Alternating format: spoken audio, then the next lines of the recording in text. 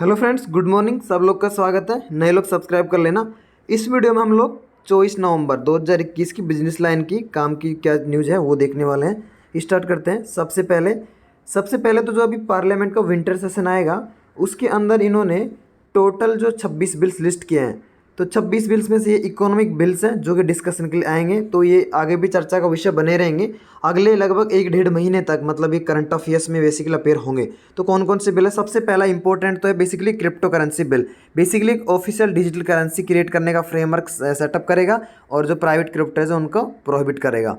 दूसरा farm law, जो अभी 3 फार्म लॉज है उनको रिपील किया जाएगा, तो इसके भी लीगल लेजिस्लेटिव जो वर्क है वो कंप्लीट होगा। उसके अलावा जो 2 पब्लिक सेक्टर बैंक है उसको प्राइवेट काज करने का अभी जो काम है वो भी पूरा होगा। उसके अलावा इंश्योरेंसी बिल है उसको भी स्ट्रेंथन किया जाएगा आईबीसी को। उसके अलावा पीएफआरडी बिल लाया जाएगा जिससे कि एनपीएस को पीएफआरडी जो रेगुलेटर उससे अलग किया जाएगा। उसके अलावा बात करें हम लोग तो जो डिसिप्लिनरी मैकेनिज्म है CACS CWA प्रोफेशनल इंस्टीट्यूट्स की, इसका भी एक बिल है। तो ये की इकोनॉमिक बिल्स है जो आने वाले विंटर सेशन जो अभी स्टार्ट होगा ना मंडे से 29 नवंबर से लगभग 1 महीने तक चलेगा, तो उसके अंदर डिस्कशन के लिए आएंगे। सबसे पहले हम लोग देखें तो वही जो बिल है crypto currency and regulation of official digital currency bill 2021, इसको लिस्ट किया जाएगा, डिस्कस करा जाएगा। बेसिकली पर्टिकुलर बिल है एक ऐसा फैसिलिटेट फ्रेमवर्क क्रिएट करेगा जिससे कि ऑफिशियल डिजिटल करेंसी क्रिएट हो सके जो कि आरबीआई इशू करेगा, और ये प्राइवेट को बैन करेगा। कुछ जो टेक्नोलॉजी इनोवेशन को बढ़ावा दे रहे हैं, कुछ एक्सेप्शंस रहेंगे वो देख लेंगे जब बिल आएगा जब। तो ये पहला न्यूज़ आइटम है। उसके अलावा यहाँ पे क्रूड रिजर्व न्यूज़ में है स्ट्रेटेजिक पेट्रोलियम रिजर्व देख लेना इंडिया के। ओपीसी वगैरह देख लेना आप, ओपीसी भी चर्चा में है यहाँ पे। अब चलते हैं अपन आगे दूसरे पेज पे। तो जैसे आप सभी लोग को पता ही है USTR US trade representative Katherine Tai sorry, ये अपने इंडिया में आई हुई है। तो हमारे जो ट्रेड मिनिस्टर्स है पीयूष गोयल जी, इनके साथ में मीटिंग चल रही है। बेसिकली कैसे हम लोग एक दूसरा का फैसिलिटेटिव मार्केट एक्सेस बढ़ाएं और जो हमारे जो ट्रेड बैरियर्स हैं उनको कैसे हम लोग जो मतलब एक दूसरे के इंटरेस्ट के लिए हम रिडक्शन कर सके, तो उसके अराउंड डिस्कशन चल रहा है। और जो GSP जो बेनिफिट था, जनरलाइज सिस्टम ऑफ प्रेफरेंस जो ट्रेड प्रोग्राम था यूएस का, उसके अंदर वापस से रिस्टोर करने के लिए इंडिया ने बोला है, तो उसके अराउंड भी डिस्कशन चल रहा है। तो अगर देखिए अगर हम बात करें तो ये यहाँ पे दिया GSP जो ट्रेड प्रोग्राम है 2018 में ट्रंप ने विड्रॉ किया था इंडिया से। ये डाटा तो अपन ने कल देखा ही था कि इंडिया और यूएस के बीच में जो अभी टोटल ट्रेड है $51 बिलियन, उसमें से इंडिया का जो बेसिकली और उसके अंदर इंपोर्ट्स अगर इंडिया जो यूएस से करता हुआ है 28, तो ट्रेड सरप्लस है $23 बिलियन का।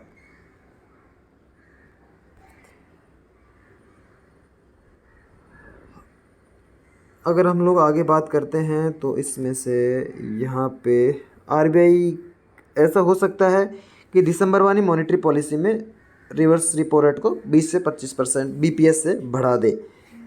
आपको पता रहना चाहिए रिवर्स रिपो रेट क्या होता है। बेसिकली वो बेसिकली रेट है जिसके अंदर बैंक्स को जो सरप्लस लिक्विडिटी आरबीआई के पास पार्क करते हैं उसका इंटरेस्ट मिलता है। यहाँ पे ये अच्छा आर्टिकल है, आप देख सकते हैं।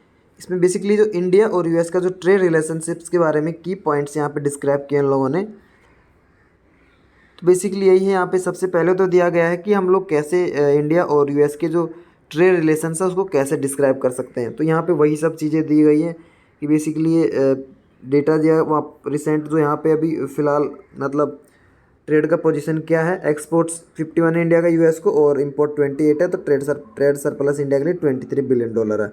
अब टॉप ट्रेडेड गुड्स भी यहाँ पे दिया, pearls, precious stones, pharmaceuticals, machinery, electronics, clothing etcetera etcetera, यहाँ सब दिया है। ये आर्टिकल आप पढ़ लेना। वैसे मैं क्विकली जो चीज़ बता देता हूँ।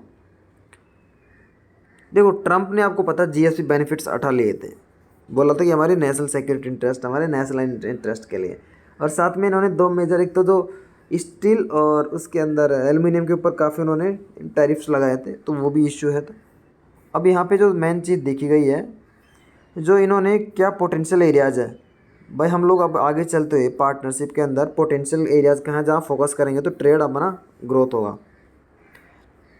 USTR का मानना है कि हमको digital economy, services, health related goods, health related trade, agriculture potential growth areas हैं जहाँ पे हम लोग बेसिकली फोकस कर सकते हैं। Traditional area jewellery, James, chemical industry, electronics वहाँ भी ठीक ठाक है। और अगर इन्वेस्टमेंट्स पे बात करें तो इंडिया ने काफ़ी एफडीआई बैरियर्स को लो किया है अभी डिफेंस में भी, तो यहाँ पे भी एक कोलैबोरेशन का स्कोप बनता है। What needs to be done by both side to tap this potential. अब भाई पोटेंशियल तो है, अब क्या करें, ठीक है, ये करेंगे तो पोटेंशियल बेसिकली टैप हो जाएगा। देखिए दोनों देशों को जो नॉन टैरिफ बैरियर्स हैं, है ना, नॉन टैरिफ बैरियर्स है जो दोनों देशों को बिजनेस फेस करता है, उनको थोड़ा रिलैक्सेशन, उनको थोड़ा लिबरलाइज किया जाए। अब देखिए एनटीबीज क्या क्या होते हैं, नॉन टैरिफ बैरियर पूछा जा सकता है क्या क्या होते हैं। सैनिटरी फाइटोसैनिटरी मेजर्स होते हैं, standards, technical barriers to trade, economic needs test, ठीक है ना, economic needs test, complex registration process that business में फेस, है ना भाई, ये यानी कि ये प्रोड्यूस अगर आपको इस मार्केट में बेचना है तो आपको वहाँ रजिस्ट्रेशन चाहिए, वो सर्टिफिकेट चाहिए, वो सर्टिफिकेशन चाहिए, ऐसा वैसा चाहिए। तो वो होते हैं नॉन टैरिफ बैरियर्स, यानी कि टैरिफ का मतलब होता है पैसा, परसेंटेज, हाँ भाई 10% टैक्स लगेगा, जिसमें टैक्स ना लगे, और जो सब्जेक्टिव इस टाइप के बैरियर्स हो उनको बोलते हैं नॉन टैरिफ बैरियर्स, ठीक है। तो इसके अलावा अब साथ में इंडिया का जीएसपी बेनिफिट वापस से बेसिकली रेस्टार्ट करने का भी सोच सकता है यूएस। तो ये सब चीज़ें इसमें दी गई, अच्छा आर्टिकल आप देख लेना इसमें और डिटेल में। इंडिया यूएस का ट्रेड रिलेशनशिप का भी ये जो यूएसटीआर इंडिया में विजिट पे आई कैथरीन ताई, तो ये चर्चा में रहेगा, तो अच्छा एक्सप्लेन किया इसने, देख लेना। आप आगे बढ़ते हैं अपन। यहाँ पे carbon capture tech is no पेने किया, अभी जो COP26 हुआ उसके रिलेटेड ये जो है बेसिकली कोल को फेज डाउन के बारे में बातें हैं, तो उसका अच्छा आर्टिकल दिया, तो ऐसे आ सकता है, आप इसको पढ़ लेना और अपने वर्ड्स में लिख देना, 1-200 वर्ड का ऐसे प्रिपेयर कर लेना, ये होमवर्क एक्सरसाइज आपके लिए। अब सेबी रिलेटेड 2 न्यूज़ है यहाँ पे, देख लेते हैं इसके अंदर। सेबी ने सबसे पहले तो रिलेटेड पार्टी डील्स हैं, उसके अंदर काफ़ी डिटेल शेयर करनी पड़ेगी, कोई भी फर्म है उसकी ऑडिट कमेटी के से अप्रूवल लेते टाइम। तो देख लेते हैं क्या क्या इसके अंदर बोला है। सबसे पहले तो डिटेल डिस्क्रिप्शन इसने इन्फॉर्मेशन जो लिस्टेड कंपनी अपनी ऑडिट कमेटी को अप्रूवल के लिए सबमिट करेगी वो दिया गया है बेसिकली। उसके अलावा आगे देखते हैं यहाँ पे, ये जो नॉर्म्स है इफेक्टिव होंगे 1 अप्रैल 2022 से। अब रिलेटेड पार्टी ट्रांजैक्शन सब में ही इन्होंने चेंज किया है।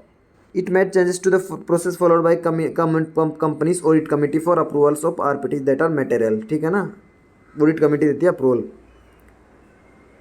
अब रिलेटेड पार्टी की बात करें भाई, रिलेटेड पार्टी ट्रांजैक्शन होते क्या हैं। रिलेटेड पार्टी यहाँ पे डिफाइन किया, एनी पर्सन और एंटिटी, कोई भी पर्सन हो या कोई भी एंटिटी हो जो कि बिलोंग करता है प्रमोटर और प्रमोटर ग्रुप, ठीक है, प्रमोटर और प्रमोटिंग ग्रुप से बिलोंग करता है, उसको बोलता है रिलेटेड पार्टी। उसके अलावा यहाँ पे सेबी ने डिफर किया 50% compulsory case margin rule for futures and options trading from Feb 28, देख लेना, सेबी के लिए इंपॉर्टेंट है ये। तो अभी अब तमिलनाडु ने कुछ MOU साइन किए हैं इन्वेस्टमेंट के लिए। अभी देखो ये तो हर बार की कहानी है, आप तो समझ ही गए होंगे इसमें क्या बताऊँ मैं। गवर्नमेंट में defer labour reform roll out to avoid more backlash, अभी फार्म लॉज को भी वापस लेना पड़ा था इनको, ठीक है। आगे चलते हैं, न्यूज़ में जो दिया अपन ने बता दिया। अब लास्ट न्यूज़ है आज की, WTO और IMF लॉन्च करेंगे कोविड वैक्सीन ट्रैकर। इंपॉर्टेंट है, पूछा जा सकता है WTO किसके साथ मिलकर लॉन्च करेगा, कौन से 2 वर्ल्ड की संस्था ये लॉन्च कर रही है। जो cross border flow of vaccine है उसके बारे में डेटा प्रोवाइड करेगा ये प्लेटफॉर्म।